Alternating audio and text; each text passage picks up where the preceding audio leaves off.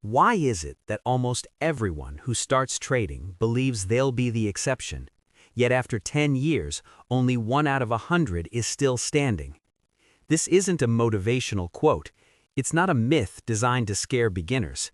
It's a statistical reality that repeats itself across markets, across decades, across instruments.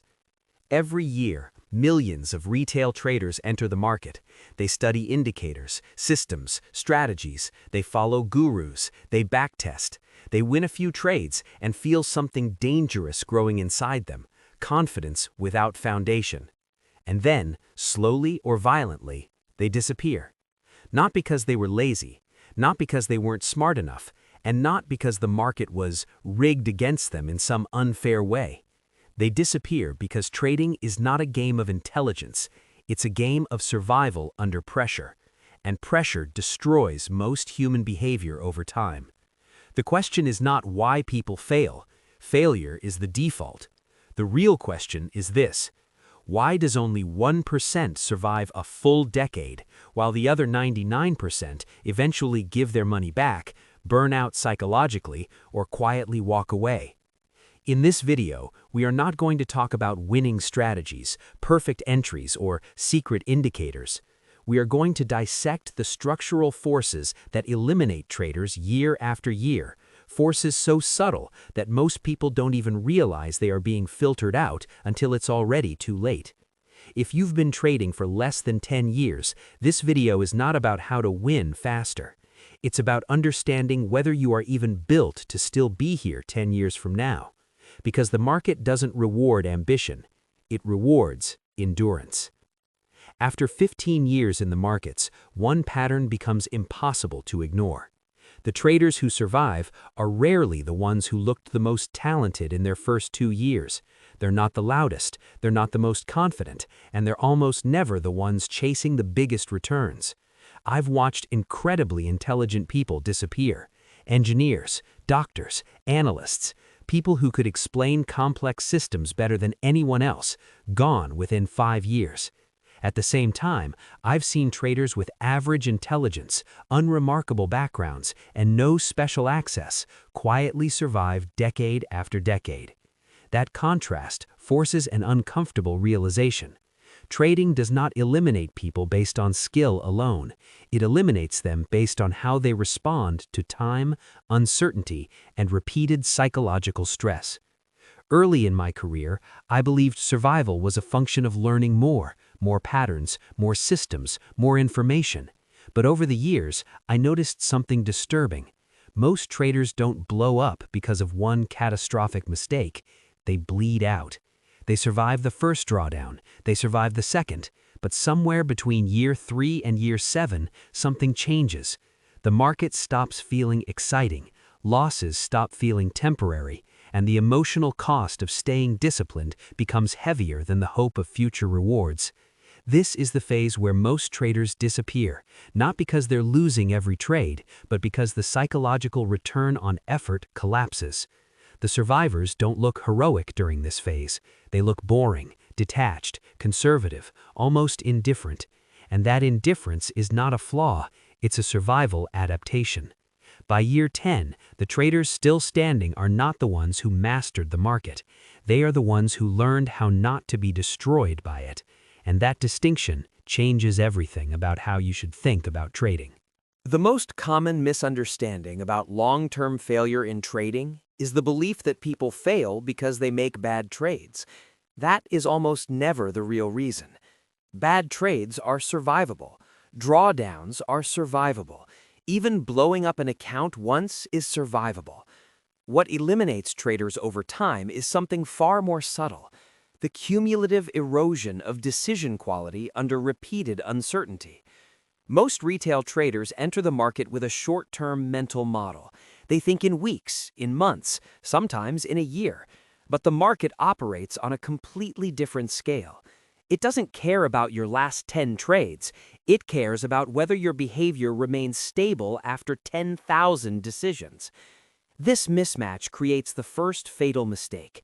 Traders assume that if a system works statistically, they will be able to execute it indefinitely. What they underestimate is the psychological cost of execution over time. Every loss creates friction. Every win creates expectation. Every drawdown bends behavior slightly away from the original plan. At first, the deviation is small, a slightly wider stop, a slightly larger position, a trade taken just a little earlier than planned. Nothing dramatic, nothing obvious. But over years, those micro-deviations compound. Not in P&L, but in identity. The trader slowly stops being someone who follows rules and becomes someone who negotiates with them. This is where the real pain begins. By year 3 or 4, most traders are no longer trading their original system. They're trading a distorted version, shaped by past emotional scars. They don't realize it because the changes happened gradually, justified by experience. And the market punishes this quietly. Losses become more frequent, but harder to explain. Confidence starts oscillating violently between overconfidence and paralysis. The trader feels constantly busy but increasingly ineffective. What makes this phase dangerous is that the trader is no longer failing loudly, they are failing slowly. This is the point where most people don't quit. They stay, but in a weakened state. They keep trading not because they believe deeply, but because walking away would mean admitting that years of effort did not lead to mastery. The sunk cost trap tightens. Emotional fatigue accumulates. Eventually, the pain is no longer financial, it's psychological. And when the psychological pain outweighs the identity benefit of being a trader, people disappear. Not in a blow-up, but in silence. The turning point for traders who survive is not a better strategy, it's a structural realization. At some point, they understand that trading is not primarily a performance problem, it is a behavioral sustainability problem. The market does not test how smart you are, it tests whether your decision-making process remains intact under stress, boredom, randomness, and long stretches without reinforcement. This realization changes how everything is approached. Surviving traders stop asking, "Does this strategy make money?" They start asking, "Can I execute this strategy the same way in year 9 as I did in year 1? That single question filters out most systems instantly. High-frequency excitement disappears. Over-optimization becomes dangerous. Complexity stops being attractive. The trader begins designing their trading around psychological longevity, not maximum returns. This is where many outsiders misunderstand professionals. They think experienced traders are conservative because they lack confidence. In reality, they are conservative because they understand fragility. They've seen what leverage does over time. They've seen how one exceptional year can plant the seeds for long-term destruction. They've seen traders who were right about the market, but wrong about themselves. The revelation is simple, but brutal. You don't survive 10 years by being right more often. You survive by being wrong in ways that don't damage your future behavior. This is when trading stops being about beating the market and starts being about not being eliminated by it. Once that shift happens, everything slows down, and paradoxically, results stabilize. Once you understand that long-term survival is a behavioral problem rather than a technical one, the next question becomes unavoidable. What exactly separates the decision-making structure of the 1% from everyone else? The answer is not discipline in the motivational sense, it is structural asymmetry. Surviving traders design their trading lives in a way that absorbs psychological stress instead of amplifying it. Most retail traders do the opposite without realizing it. Let's look at how elimination actually happens over 10 years. Markets deliver outcomes in clusters. Long periods of randomness are interrupted by short periods of clarity. Retail traders mentally anchor to the clarity and emotionally underestimate the randomness.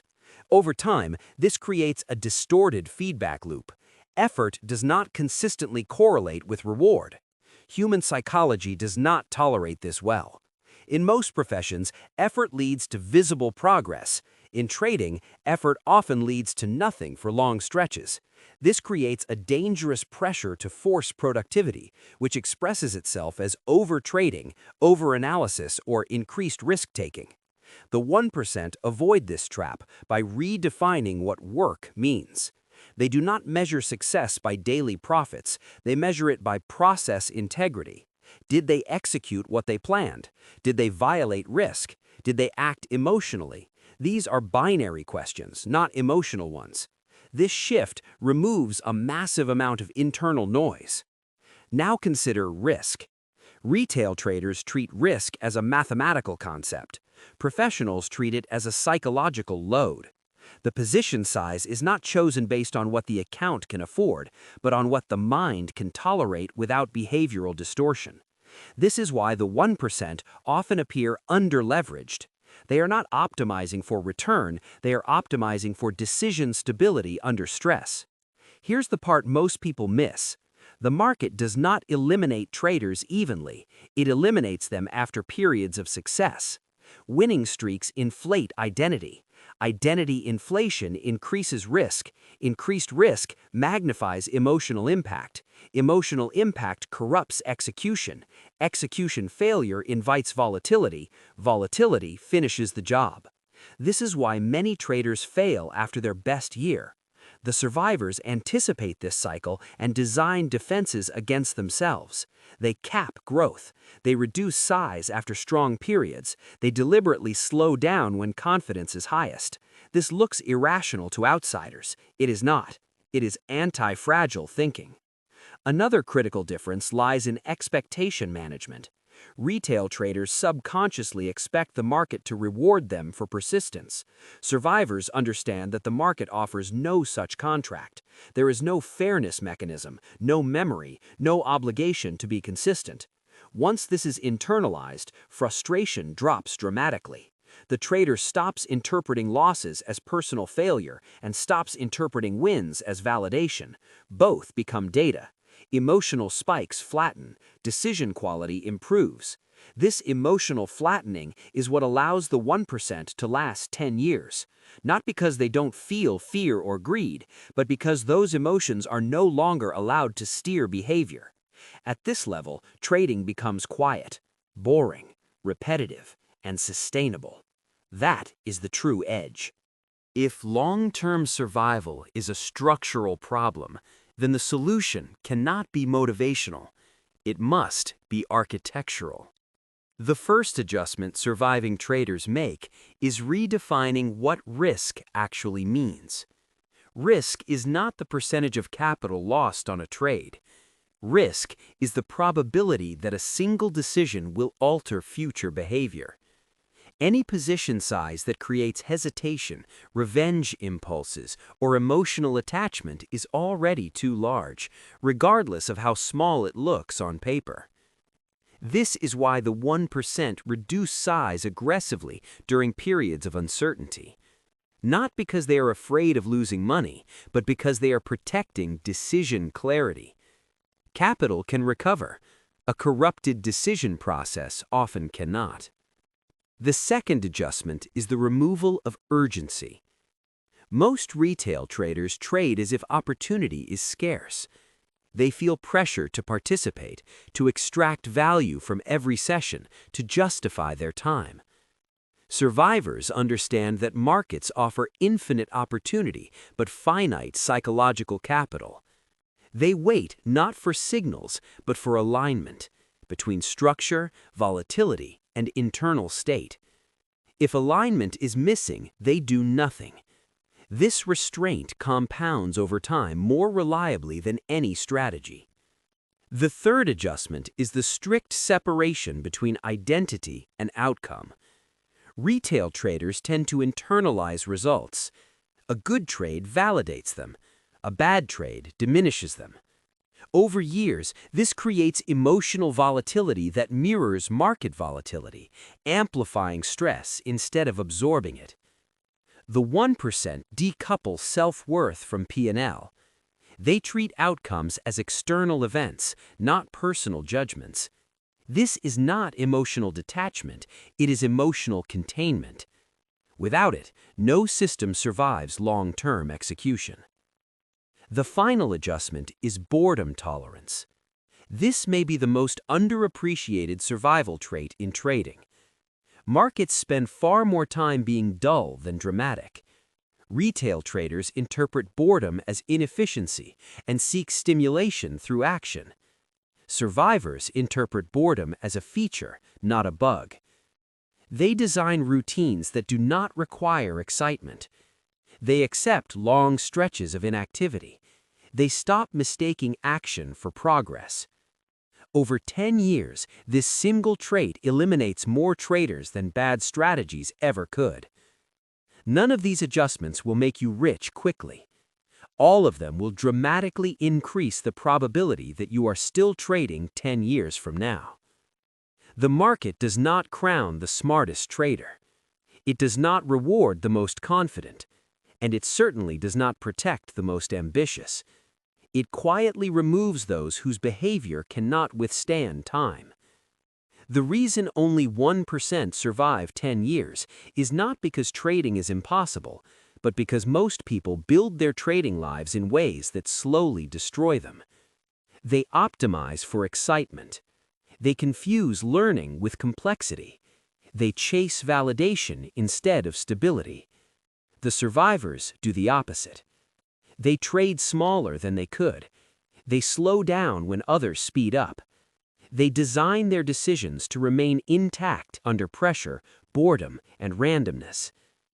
If there is one question you should take away from this video, it is not, how can I make more money? It is this: would my current behavior still make sense if I were still trading 10 years from now? If the answer is no, the market will eventually enforce the correction for you. If you want to continue exploring how professionals think about risk, behavior, and long-term survival, not shortcuts, not hype, subscribe to the channel and stay with us. This is not a place to learn how to win fast. It is a place to learn how to last. Master yourself. Master the markets.